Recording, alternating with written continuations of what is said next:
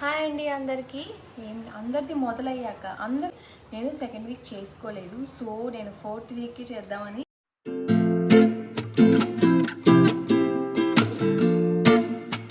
Hello అందరికీ, మీరందరూ హ్యాపీగా ఉండాలని కోరుకుంటూ welcome to Teja talks Telugu. Voice ఎవరు ఇవ్వకుండా డైరెక్ట్గా మాట్లాడదామంటే చాలా నైస్గా ఉంది. సో ఈరోజు వీడియో ఏంటంటే, నేను వరలక్ష్మి వ్రతం చేసుకోబోతున్నాను. ఫోర్త్ వీక్ చేసుకుంటున్నానండి, కొద్దిగా లేట్గా. సో నేను తాంబూలాలకి ఏమి ఇస్తున్నాను, రిటర్న్ గిఫ్ట్లు ఇస్తున్నానా లేదా అన్ని మీతో షేర్ చేసుకోవడానికి చిన్న వీడియో.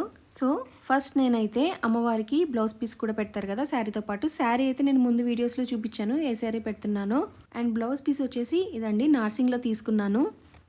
పెట్టే శారీకి రన్నింగ్ బ్లౌజ్ ఉంది కానీ దాన్ని కట్ చేయలేదు నేను. సో ఆ శారీతో పాటు ఈ బ్లౌజ్ అయితే పెడతాను అమ్మవారికి. ఈ బ్లౌజ్ డిజైన్ అయితే నాకు చాలా బాగా నచ్చింది.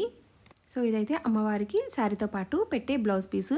అండ్ ఇంకొక బ్లౌజ్ పీస్ తీసుకున్నాను, అది కలసం మీద పెడతాను. కలసం మీద మోస్ట్లీ రెడ్ కానీ లేకపోతే గ్రీన్ కానీ పెడతానండి నేను. సో లాస్ట్ 2 years నేను రెడ్డే పెట్టాను కలసం మీద, అండ్ ఈ ఇయర్ అయితే గ్రీన్ పెడుతున్నాను. అండ్ ఇదిగోండి, అందరికీ తాంబూలాలు ఇవ్వడానికి బ్రొకెట్ బ్లౌజెస్ అయితే తీసుకున్నాను. ఇవైతే మనం కూడా కుట్టించుకోవచ్చు. ఇచ్చే ప్రతిదీ తాంబూలంలో కొంచెం యూస్ఫుల్గా ఇస్తే బాగుంటుంది కదా అనేసి నార్మల్ బ్లౌజ్ పీసెస్ కాకుండా ఇలా బ్రొకెట్ బ్లౌజ్ పీసెసే తీసుకున్నాను. అండ్ కమింగ్ టు ద పసుపు కుంకుమ, నార్మల్గా ఇప్పుడు అందరూ చిన్న చిన్న ప్యాకెట్స్లో పసుపు కుంకుమ రెడీమేడ్ ప్యాకెట్స్ వస్తున్నాయి కదా, అవి ఇస్తున్నారు కదా, బట్ అవి మనం వాడుకోలేము కూడా. సో అందుకనే నేను ఇలాంటి జిప్పర్ పౌచ్ బ్యాగ్స్ తీసుకున్నాను. సో వీటిలో అయితే పసుపు కుంకుమ నేను ప్యాక్ చేసి పెడతాను. ఒక 23-25 దాకా ప్యాక్ చేస్తాను. ఒకవేళ అవసరం అయితే ఇంకా అప్పుడు ప్యాక్ చేసుకోవచ్చు తాంబూలాలు ఇచ్చే టైంలో. అండ్ గాజులు కూడా ఒక్కొక్కరికి 6 ఇద్దాం అనుకుంటున్నాను.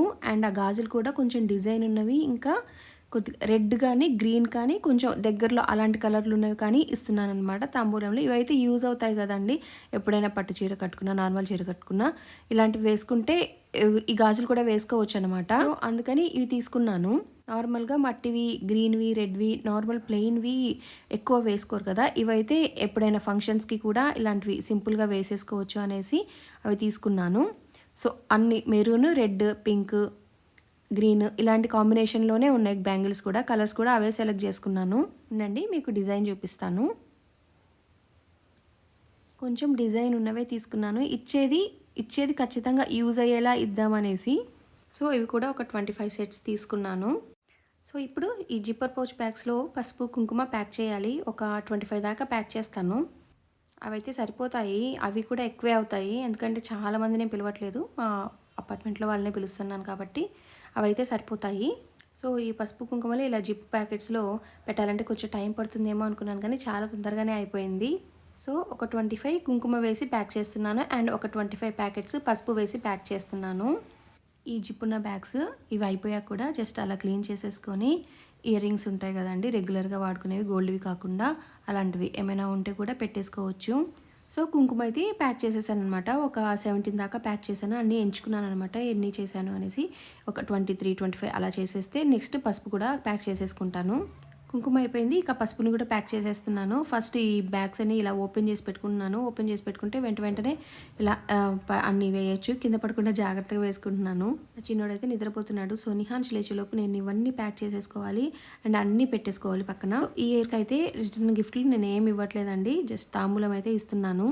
అండ్ తాంబూలంలో ఆకు, ఒక్క, పసుపు, కుంకుమ, పువ్వు, ఒక చిన్న ఫ్రూట్ అండ్ కొద్దిగా గుగ్గులు, ఇవేనండి ఈ నా తాంబూలానికి. సో పసుపు కుంకుమ అయితే ప్యాక్ చేసి పెట్టేశాను.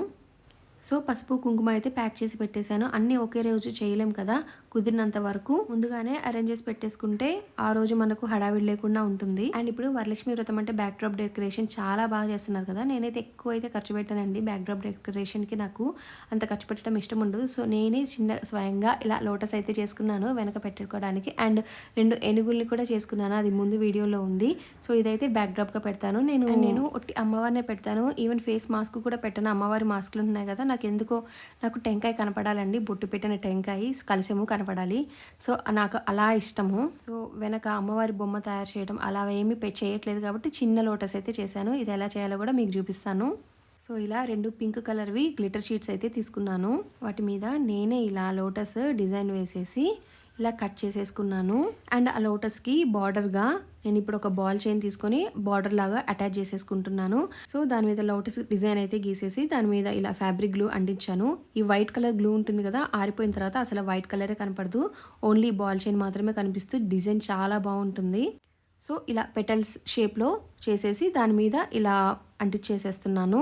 అండ్ ఆ వైట్ కలర్ మొత్తం ఉంటుంది కదా, అది ఆరిపోతుంది. ఆరిపోయిన తర్వాత అసలు కనపడదండి వైట్ కలర్. మధ్యలో ఏమైనా డిజైన్ పెడదామని అయితే ట్రై చేశానులేండి, అది అవ్వలేదు. బట్ ఇదంతా ఆరిపోయాక ఆ వైట్ కలర్ ఏది కనపడదు అనమాట.